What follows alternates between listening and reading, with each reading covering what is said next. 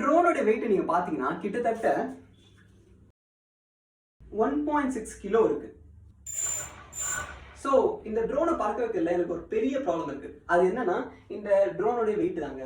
So இந்த ட்ரோனோட வெயிட்னால என்ன ஆகுதுன்னா கிராவிட்டி இந்த ட்ரோனை ஒரு சங்கிலி போட்டு தரையோட கட்டி வச்சிருக்கு. இந்த சங்கிலியோட ஸ்ட்ரென்த் எவ்வளோன்னு கேட்டிங்கன்னா 15.6 Newton.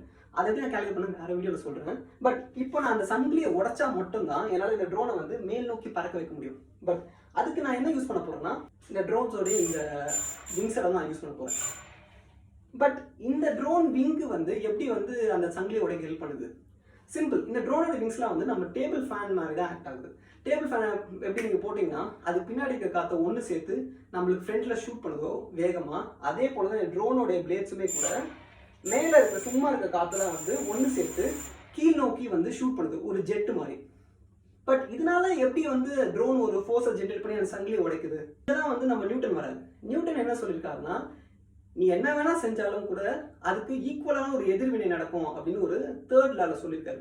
Every action has equal opposite action இல்லையா?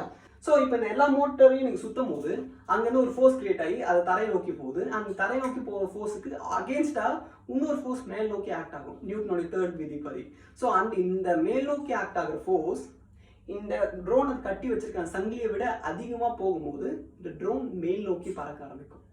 ஸோ கிராவிட்டியால் புல் பண்ணுற அந்த ஃபோர்ஸை விட நீங்கள் ஃபேன் பிளேடை சுற்றி உருவாக்குற ஃபோர்ஸ் அதிகமாக இருக்கும் போது கரெக்டாக இந்த ட்ரோன் வந்து லெவிடேட் பண்ண ஆரம்பிக்கும், அதாவது கிட்டத்தட்ட மிதக்க ஆரம்பிக்கும். அண்ட் நீங்கள் எவ்வளோ அதிகமாக போக போக போக ஃபோர்ஸை கொடுக்க அது இன்னும் மேலே ஹைட்டாக போயிட்டே இருக்கும். இதில் இன்னும் ரொம்ப முக்கியமான ஒரு விஷயம் இருக்குது. அது என்னன்னா இதில் இருக்க இந்த எல்லா மோட்டாரும் நீங்கள் பார்த்தீங்கன்னா இதில் 2 செட்டு மோட்டார் வந்து ஒரு பக்கமாக சுற்றும், அதாவது கிளாக் வைஸ் சுற்றும். இன்னொரு 2 செட்டு மோட்டார் வந்து ஆன்டி கிளாக் வைஸ் சுற்றும்.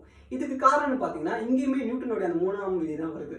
ஸோ இந்த எல்லா மோட்டாரும் ஒரே பக்கமாக சுற்றுச்சுன்னா அது வந்து ஒரு எதிர்வினை உருவாகும் ஆப்போசிட் சைடில். ஸோ ட்ரோன் என்ன பண்ணும், உடனே அன்ஸ்டேபிள் ஆகிட்டு கண்ணா பின்னான்னு சுற்ற ஆரம்பிச்சிடும். ஸோ இதை அவாய்ட் பண்ணுறதுக்காக என்ன பண்ணுவோம்னா ட்ரோனோட 2 மோட்டாரை வந்து ஒரு பக்கமாகவும் இன்னொரு 2 மோட்டாரை வேற ஒரு சைடாகவும் சுற்றும் போது இந்த 2 மோட்டாரோட பேரை வந்து ஒன்றுக்கு ஒன்று கேன்சல் பண்ணிடும். ஸோ அதனால ட்ரோன் வந்து எப்போவுமே நிலையாக அது வந்து பறந்துட்டோ இல்லை மிதந்துட்டோ இருக்கும்.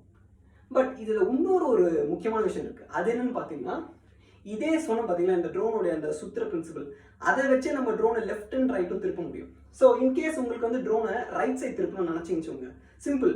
எதனா ஒரு 2 செட்டு மோட்டாருக்கு மட்டும் ஸ்பீடை இன்க்ரீஸ் பண்ணுங்க, மற்ற 2 மோட்டார் அதே ஸ்பீட் வச்சுக்கிட்டு. ஸோ இதனால என்னன்னா கரெக்டாக ட்ரோன் வந்து அந்த மோட்டார் சுற்றுறதுக்கு ஆப்போசிட்டில் லைட்டாக டில்ட் ஆகும். இல்லை லெஃப்ட் டில்ட்னா ஆப்போசிட்டில் இருக்க மோட்டார் ஸ்பீட் இன்க்ரீஸ் பண்ணுங்க. ஸோ ட்ரோன் வந்து திரும்பி லெஃப்ட்டில் லைட்டாக டில்ட் ஆகும். ஸோ கண்ட்ரோல்டாக நீங்கள் வந்து லெஃப்ட் ரைட்டை மூவ் பண்ணிக்கலாம், அதே நியூட்டனுடைய தேர்ட் லா வச்சு.